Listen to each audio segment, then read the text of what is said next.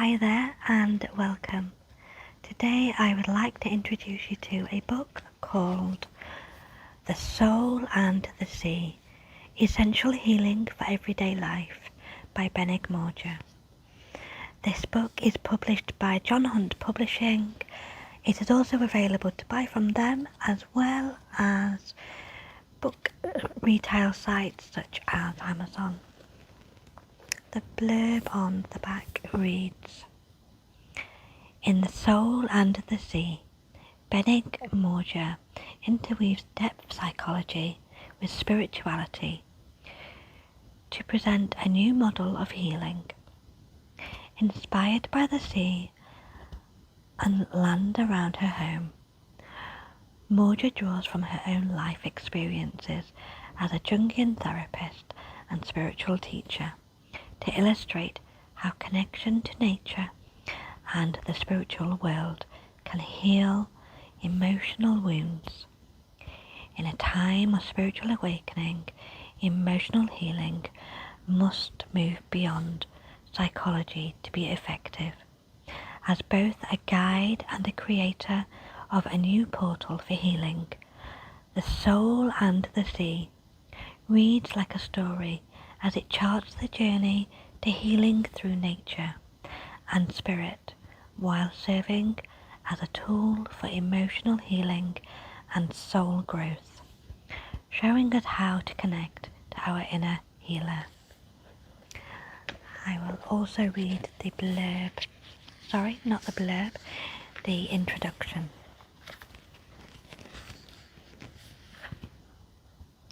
"8 years ago, I moved to live in my soul home by the sea, in Connemara Island. Having previously lived in big cities with my children whilst maintaining a busy psychotherapy practice. The move was to prove pivotal to my life and work, being born by the sea in a remote part of Ireland and having a natural affinity to nature and animals. I had always migrated to this part of the world at holiday periods during my long years of city living. In 2013, with my family grown, I decided to give in to the hunger inside me to experience a more tranquil, natural life so that I could surrender myself to an inner calling.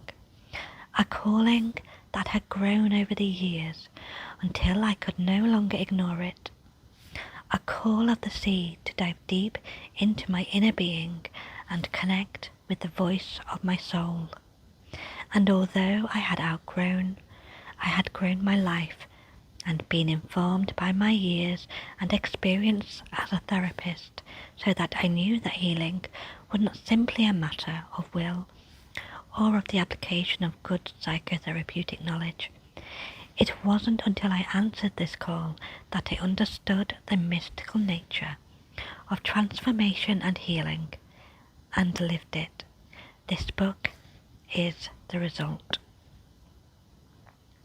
My house borders the sea on the wild Atlantic Way, and since these shores are always prone to storms, sleeping in my loft room overlooking the ocean, I can always hear it. I am endlessly inspired by and drawn by her vast energy. As a Jungian therapist, I know the sea represents many things. A symbol of the mother, the vast unconscious and the ever life-giving feminine. With my growing and constantly evolving need to experience the spiritual component of life, the sea represents everything connected to the divine feminine, the source of eternal nourishment and healing. I had been primed, the same period of time around me, making this move to live full-time by the sea coincided with a surge in energy towards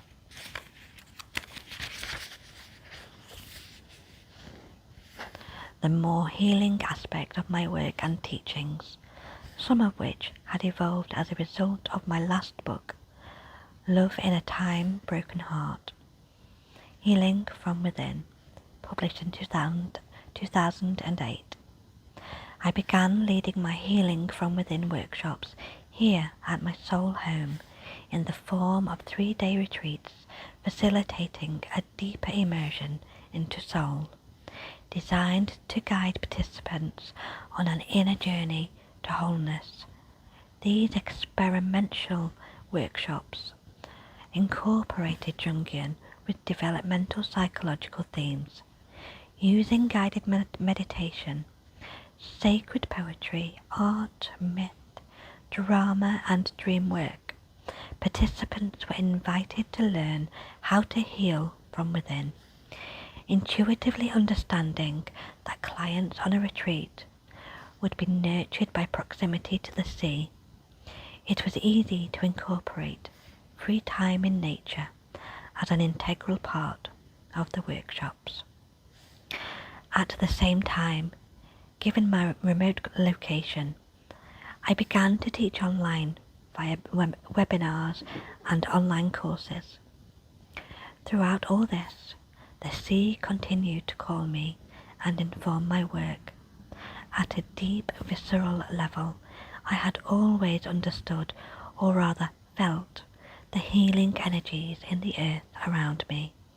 But the sea reached me at a deeper, less defined, more mystical level. She spoke to me, pulling me into experiencing my femininity in a new and endlessly nurturing way.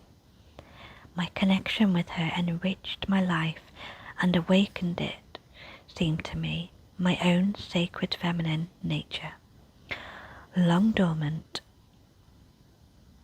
she brought up the most vulnerable and sensitive parts of me, my deep emotional nature and my heart wounds. My life as a woman, past hurts and emotional pain to my tenderest female soul and body surfaced through my connection with the sea. I found I developed inner sight, and my latent psychic intuitive abilities and intelligence evolved in a natural, organic way. With that, although well into middle age, perhaps aided by solitude, I developed a deeper sense of and appreciation of myself as a woman.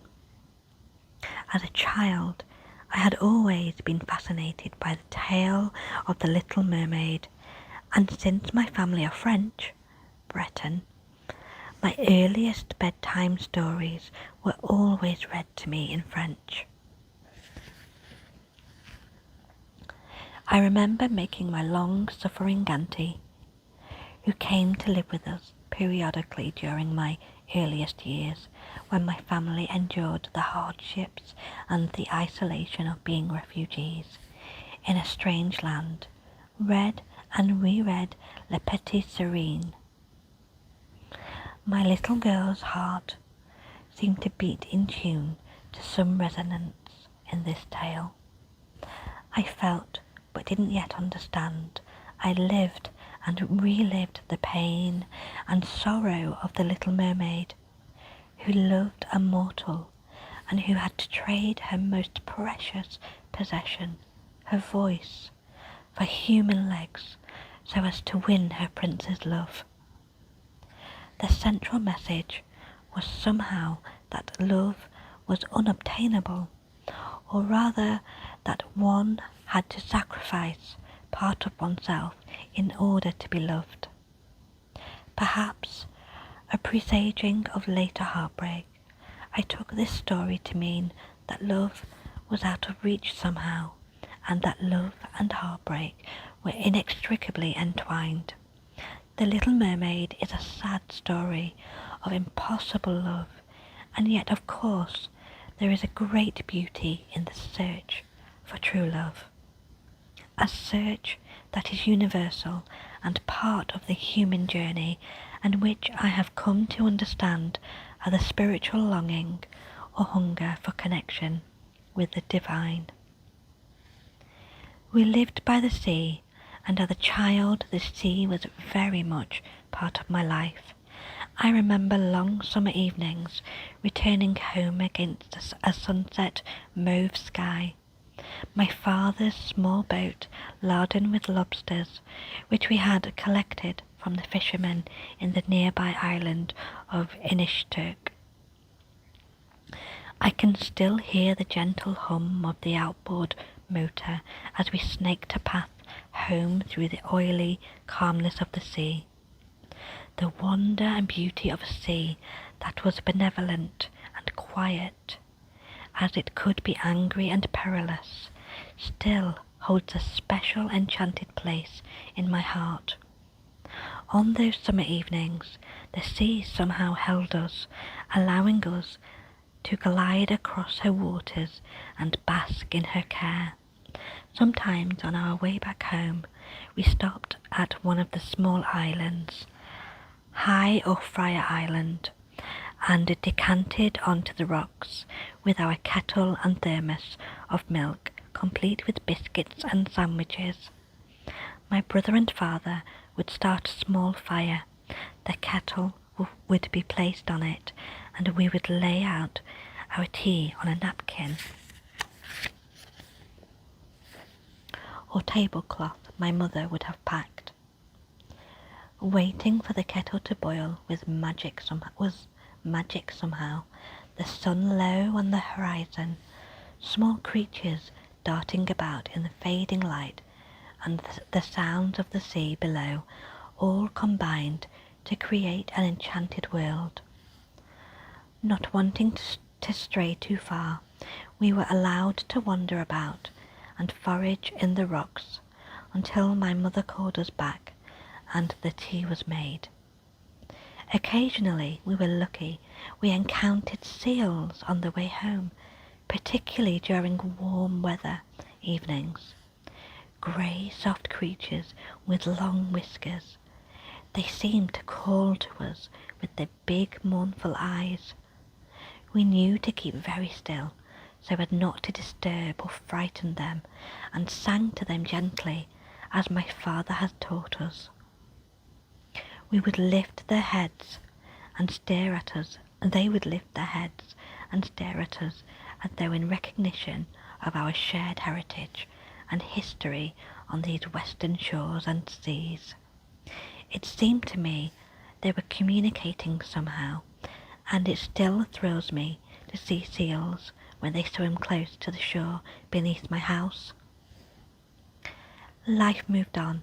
I grew up, studied in Dublin, married, started a family, and eventually settled in London, UK.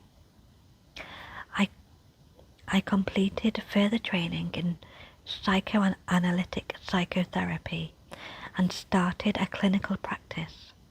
At the same time, with my training and interest in yoga, holistic health, dance therapy, and pre- and perinatal psychology, I had created a holistic birth centre where I had held prenatal and postnatal yoga-based preparation for birth classes.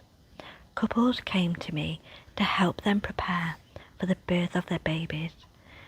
The women took part in regular yoga-based stretching and meditation classes, which they returned to after birth with their new babies. It was during this time and at the end of my psychotherapy training that my first book, Songs from the Womb, was published, considered groundbreaking at the time.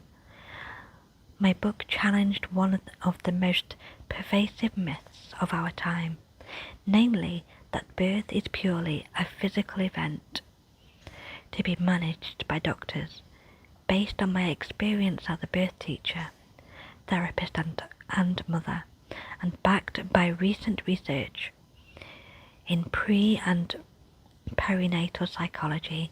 Songs from the Womb placed birth and life in the womb as a formative experience, creating patterns we carry with us into later life. Anchoring my insights in Jungian psychology, I highlighted the loss of soul many feel as a result of our modern medicalized way of birth, where technology has replaced nature. And for a while in the early 1990s, I was a birth activist in my area of London to help women create fulfilling and empowering birth experiences in a largely medicalized birthing culture. Additionally, where giving birth had been traumatic or wounding, my work was designed to help women recover from and heal these experiences, either in one-to-one or group therapy. These were inspiring years for me, and very much part of my spiritual path. I have often thought that everything I have ever learnt about soul and spirit came from babies. Babies have not long left the spirit world and are as yet, therefore, not too distant from God or the divine. Time and tide came and went, and I returned to live in my native Ireland in 1995. I set up a clinical practice in Dublin and was heavily involved in teaching and supervising on several psychotherapy trainings. I found working in Ireland to be very different to the UK. There was not yet an established culture of therapy or counselling in Ireland at that time. Nonetheless, psychotherapy trainings were sprouting up and teachers with experience and good training were in demand. I had no difficulty finding work and enjoyed being back and working in my native country. My book, Songs from the Womb, groundbreaking at the time, was well regarded, and I set about writing another. This time my focus was on the role of the father, the masculine complement to the mother and the feminine. Reclaiming Father was published in 2004 with its subtitle The Search for Wholeness in Men, Women and Children. It was not difficult to see that perhaps at an as yet subconscious level, my focus was on the sacred inner marriage. Reclaiming Father struck a chord at a time when it appeared the rights of unmarried fathers to their children were limited or non-existent. My books put fathers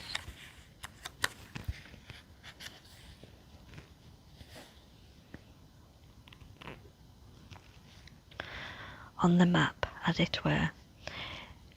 In a time of increasing divorce rates, when men's traditional roles were being questioned and a growing number of children were being raised without fathers, Reclaiming Father examined his role in early life. In addition, it answered such pivotal questions as, how does a man's father influence how he himself becomes a father? How can our experience of being fathered affect how we relate to an intimate partner?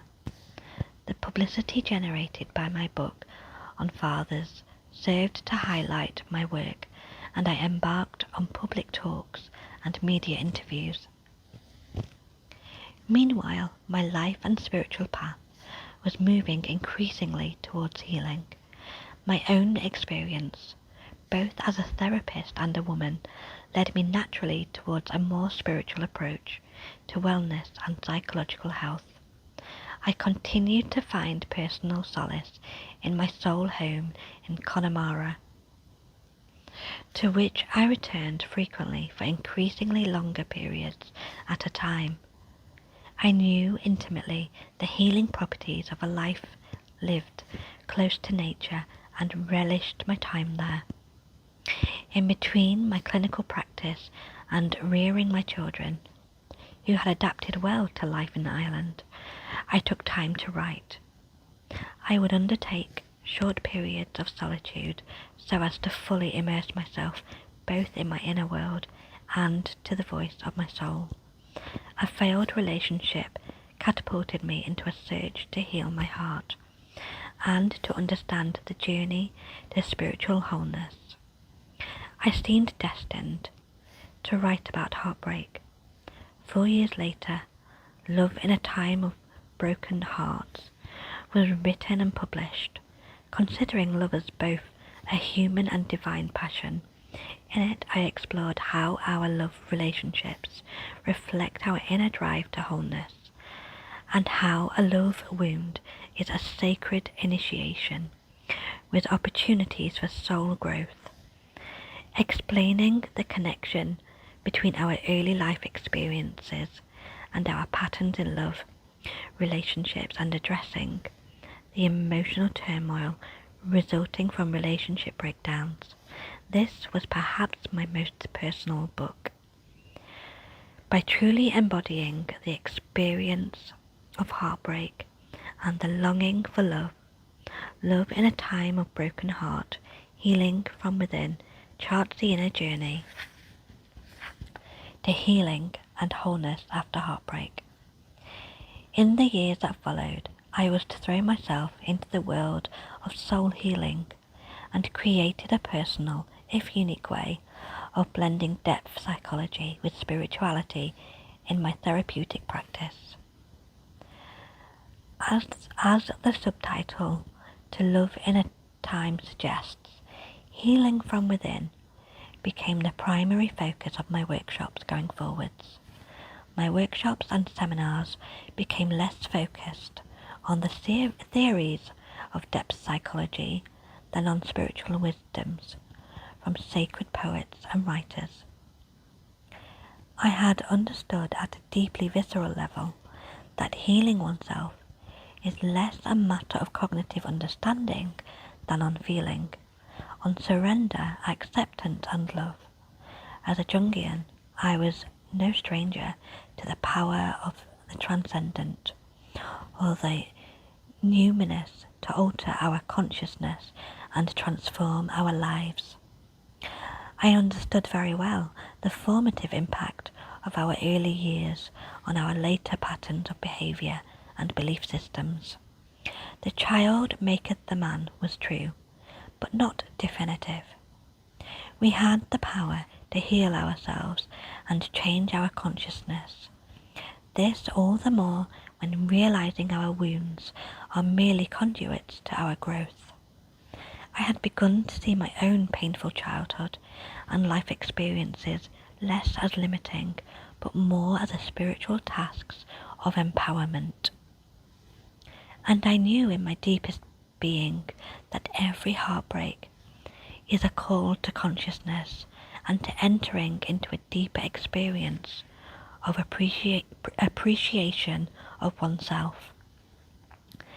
It was during a difficult period in my own life that I encountered a woman, a spiritual teacher, who was to change my life forever.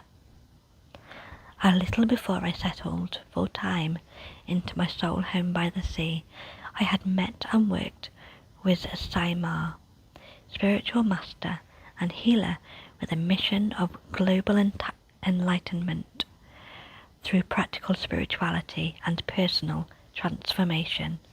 Saima was born in Mauritius. She spoke French, my maternal language, and I felt instantly drawn to her. A beautiful woman in both soul and body, she embodied for me the divine, loving mother. In her living presence, one is surrounded by and filled with the most divine, unconditional, rose-scented love.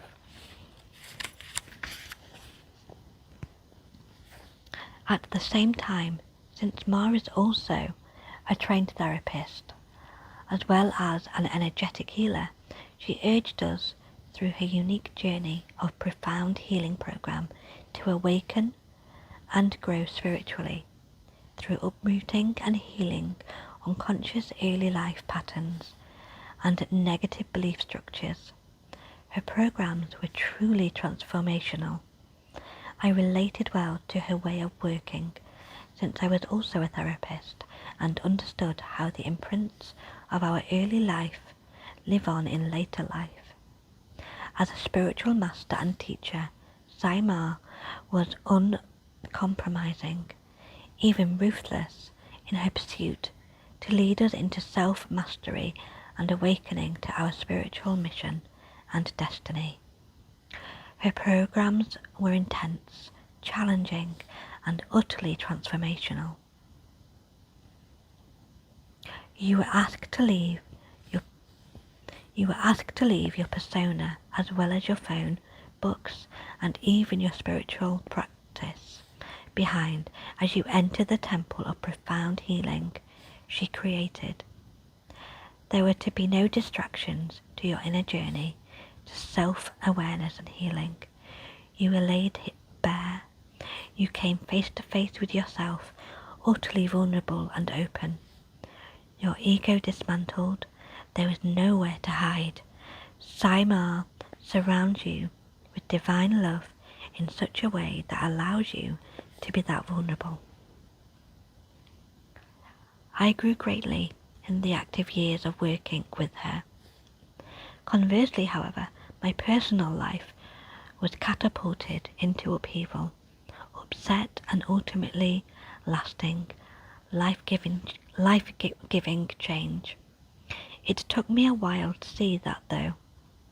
First, I was to face heartbreak yet again. The relationship I was in crumbled under the stress of tumultuous growth and change. Ultimately, I was growing. He wasn't, at least not in the same way. I knew that relationships often suffered or fractured completely when one of the partners worked with Saima and were on a path of personal transformation. Likewise, partnerships of profound union would be formed through both souls working together to grow spiritually. Alas, that was not my case. Although I loved this man completely, I could not force him where he did not want to go. After a couple of years of unhappiness of trying to make it work, we broke up, so that when I made the move to live full-time by the sea in my soul home, I was alone.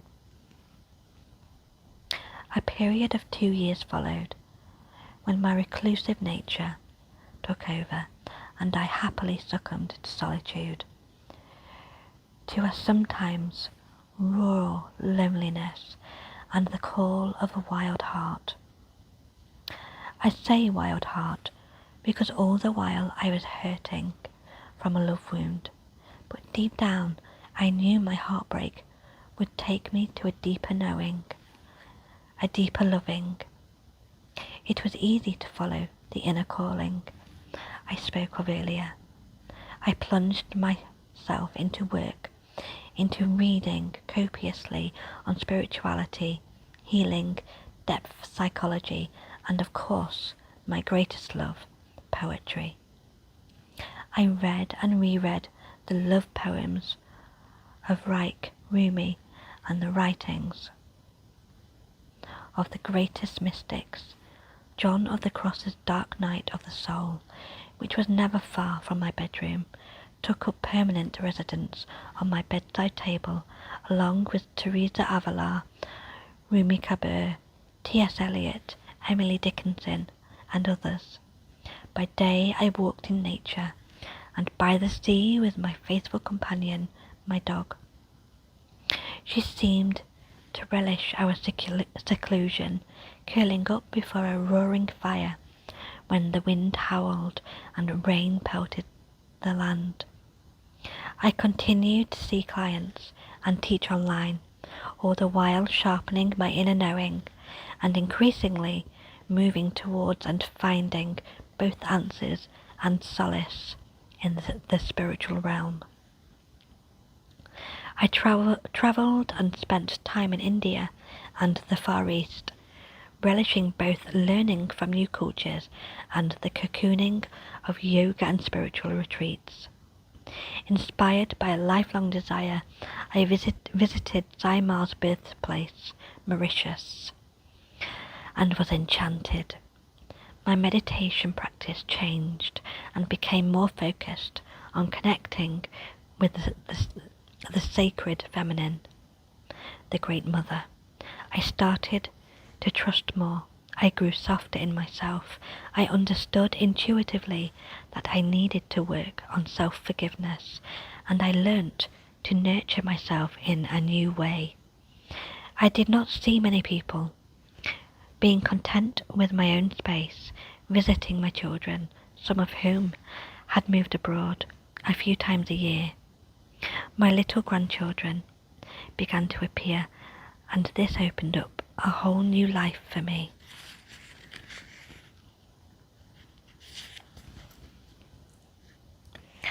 And I am going to stop there. I hope you enjoyed that, and I hope you will check out Benig's book to see what you think of it yourself. Bye for now.